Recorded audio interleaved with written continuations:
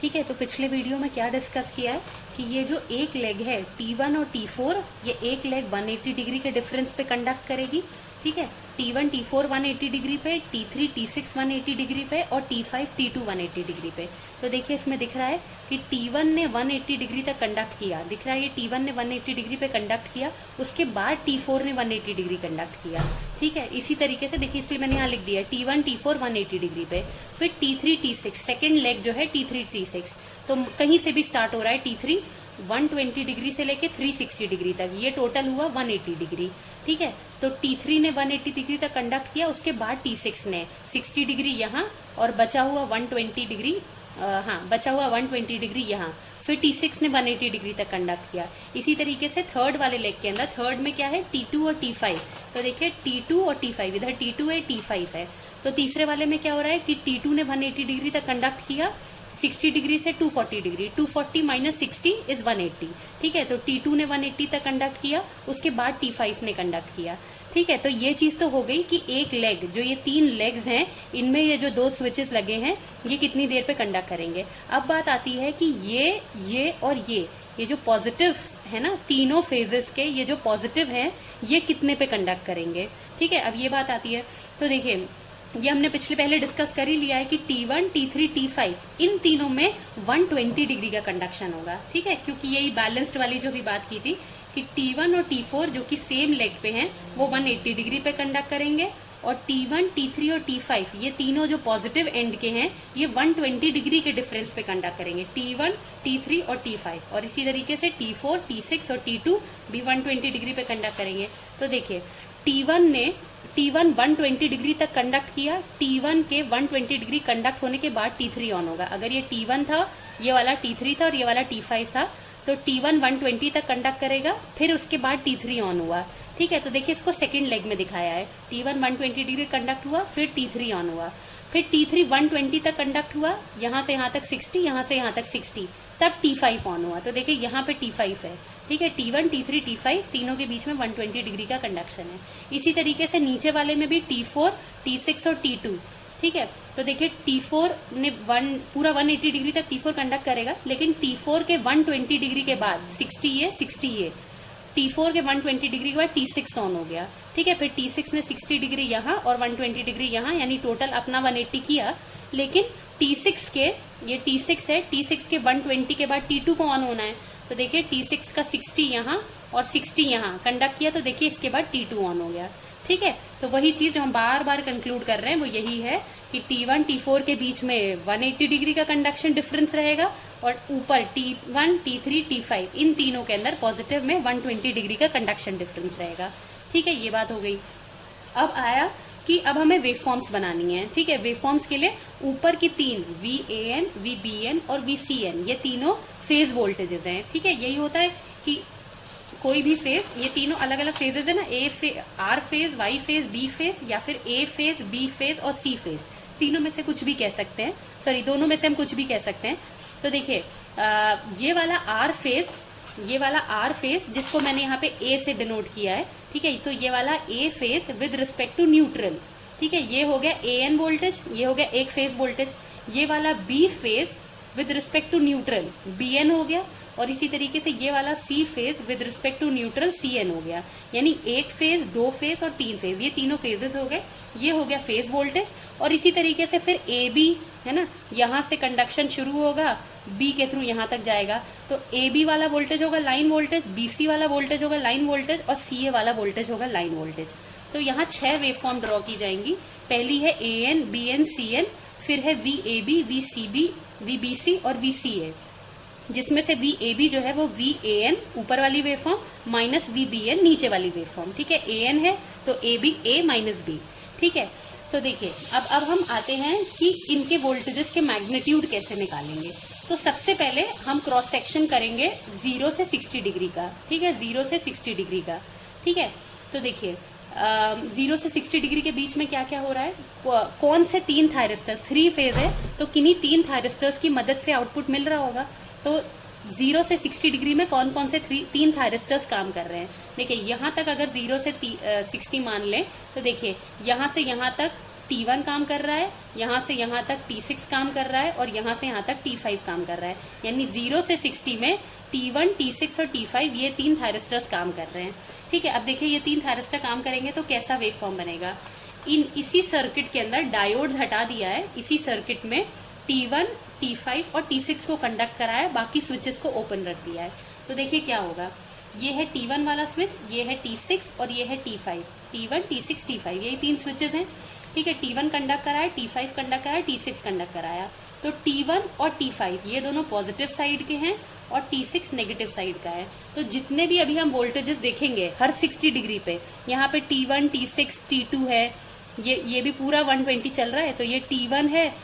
फिर 120 से 180 के बीच में देखें तो T1 कंडक्ट कर रहा है, T3 कंडक्ट कर रहा है और ये वाला T2 कंडक्ट कर रहा है। ठीक है, तो ऐसे जब हम 60-60 के डिफरेंस पे देखेंगे तो हमें दिखाई देगा कि हमेशा ही ऐसा हो रहा है कि 2 पॉजिटिव लेग के और एक नेगेटिव लेग का, या फिर 2 नेगेटिव साइड के और एक पॉजिटिव साइड का। ठीक है, हमेशा ऐसा होगा। जैसे यहाँ पे 2 पॉजिटिव के हैं और एक नेगेटिव का है। ठीक है, तो देखिए मैंने इसलिए यहाँ डिराइव किया है 0 से 60 डिग्री के बीच में T1, T6, T5 कंडक्ट कर रहा है। हमें निकालना क्या है, फेज वोल्टेज AN, BN और CN। देखिए AN और CN को निकालना है तो क्या करेंगे, ये VDC वाला वोल्टेज ये ले लिया। ठीक है, फिर VDC के पॉजिटिव टर्मिनल यहाँ से अगर देखें तो ये तो शॉर्टेड है।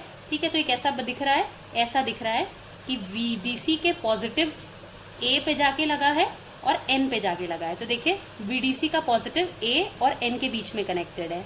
ठीक है, इसी तरीके से VDC का पॉजिटिव, T5 तो शॉर्ट है, ये तो नॉर्मल तार जैसा है, तो VDC का पॉजिटिव और किसके बीच में लगा है, C और N के बीच में लगा है। तो देखिए VDC का पॉजिटिव और C और N के बीच में लगा है।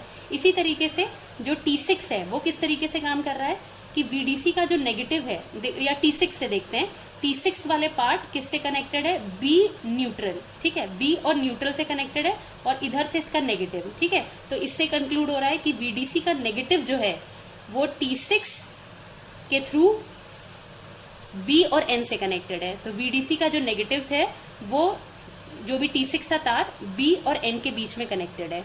ठीक है, तो इस तरीके से ये बन के आया है। बस जो शॉर्ट वाले वायर्स हैं वो यहाँ और यहाँ कनेक्ट किए हैं। ठीक है, अब देखिए एक तो अब हमें क्या निकालना है, AN, BN और CN के बीच का वोल्टेज। तो देखिए AN और CN ये दोनों तो पैरेलल वोल्टेज होगा। ठीक है, AN और CN दोनों पैरेलल वोल्टेज है, यानी सेम वोल्टेज होगा। तो देखिए AN और CN अगर निकालना है, मैंने लिखा है यहाँ पैरेलल कनेक्शन है, तो ये कैसे निकलेगा, इसमें वोल्टेज डिवाइडर लगाएंगे। वोल्टेज डिवाइडर में क्या होता है, इनपुट वोल्टेज इंटू जिस ब्रांच का इम्पिडेंस निकालना है वो, क्योंकि AN और CN दोनों पैरेलल ब्रांच है तो दोनों का सेम ही वोल्टेज होगा। ठीक है, तो इसका इक्विवेलेंट इम्पिडेंस निकाल लेते हैं। इक्विवेलेंट इम्पिडेंस कैसे आएगा, Z, और दोनों पैरेलल में लगे तो इक्विवेलेंट इम्पिडेंस आ जाएगा Z/2। तो यानी ऊपर का इम्पिडेंस है Z/2, नीचे का इम्पिडेंस है Z। निकालना हमें Z/2 के अक्रॉस है AN और CN, तो VDC into Z/2 whole upon Z plus Z/2, यही होता है वोल्टेज डिवाइडर। हम ऐसे ही निकालते हैं, जिस ब्रांच के अक्रॉस निकालना होता है वोल्टेज इंटू वो वाले ब्रांच का इम्पिडेंस अपॉन टोटल इम्पिडेंस। ठीक है, तो ये VDC into Z/2 upon Z plus Z/2। ठीक है, तो इससे वोल्टेज डिवाइडर वोल्टेज डिवाइडर से इसको कैंसिल हो जाएगा। कैंसिल करने के बाद VDC/3 आएगी, किसकी वैल्यू, AN और CN की वैल्यू। कहाँ से, 0 से 60 डिग्री के बीच में। तो देखिए 0 से 60 डिग्री के बीच में VAN आया है VDC/3, है ना। देखिए VDC/3, VCN, ये तीसरी वाली जो वेवफॉर्म है ब्लू कलर की, ये ब्लू से लिखा है, ये भी आया है VDC/3। ये आ गया VAN और VCN VDC/3। अब आती है BN की बारी। ठीक है, तो क्योंकि इस तरफ से ऊपर N और नीचे B कनेक्टेड है तो इसको ऐसे निकाल सकते हैं VNB, NB के अक्रॉस का वोल्टेज, टोटल VDC जो इनपुट वोल्टेज है माइनस ऊपर वाला वोल्टेज, तो इतना वोल्टेज बच जाएगा। VDC में से इतना वोल्टेज माइनस करेंगे तो इतना वोल्टेज बच जाएगा। तो VDC माइनस VAN, और क्योंकि VAN CN एक ही है तो कुछ भी कर सकते हैं। VDC माइनस VAN, VDC और VAN की वैल्यू है VDC/3, तो इससे VNB की वैल्यू, NB ऊपर N नीचे B की वैल्यू आ रही है 2 VDC/3। ठीक है, लेकिन हमें चाहिए BN, यहाँ में BN ड्रॉ करना है, तो BN की वैल्यू माइनस ऑफ VDC/3। तो देखिए ये था VBN जो रेड से है और रेड वाली इसकी वेव फॉर्म है, तो देखिए इसकी वैल्यू आ रही है -2 VDC/3। यही इसी तरीके से हम सभी वेव फॉर्म्स निकाल लेंगे। इसी तरीके से 60 से 120 के बीच में देखेंगे, 60 से 120 के बीच में क्या दिख रहा है, क्योंकि ये T1 पूरा कंडक्ट कर रहा है तो इसके इस ड्यूरेशन में पहली लेग में T1 कंडक्ट कर रहा होगा, T6 यहाँ से लेकर यहाँ तक कंडक्ट कर रहा है तो सेकंड वाली लेग में 60 से 120 के बीच में सेकंड वाले में T6 कंडक्ट कर रहा होगा, और 60 से 120 के बीच में यहाँ T2 कंडक्ट कर रहा है, यानी T1, ये वाला T6 और T2, ये तीन कंडक्ट कर रहे हैं 60 से 120 के बीच में।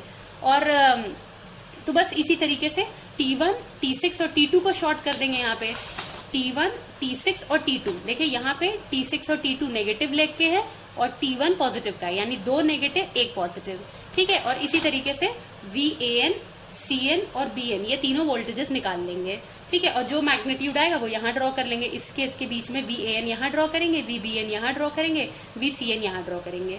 अब आती है लाइन वोल्टेज की वैल्यू। लाइन वोल्टेज की वैल्यू क्या है, VAB। VAB है VAN माइनस VBN। VAN की वैल्यू है VDC बाय, ठीक है, यहाँ पे देख लेते हैं, VAN की वैल्यू है VDC बाई 3, ठीक है, माइनस ऑफ VBN। VBN की वैल्यू है माइनस 2 VDC बाई 3, यानी प्लस 2 VDC बाई 3। तो ये 2 VDC और VDC प्लस हो जाएगा तो क्या आएगा, 3 VDC बाई 3, यानी आया VDC। तो देखिए 0 से 60 डिग्री के बीच में VDC वोल्टेज मिल रहा है, ठीक है। इसी तरीके से VBC, VBN माइनस VCN करके, VCA, VCN माइनस VAN करके इस तरीके से वोल्टेज निकालेंगे, ठीक है। तो वेवफॉर्म इस वक्त इसमें कैसी सी मिल रही है, किस तरीके की, ऐसी वेवफॉर्म दिख रही है, ठीक है।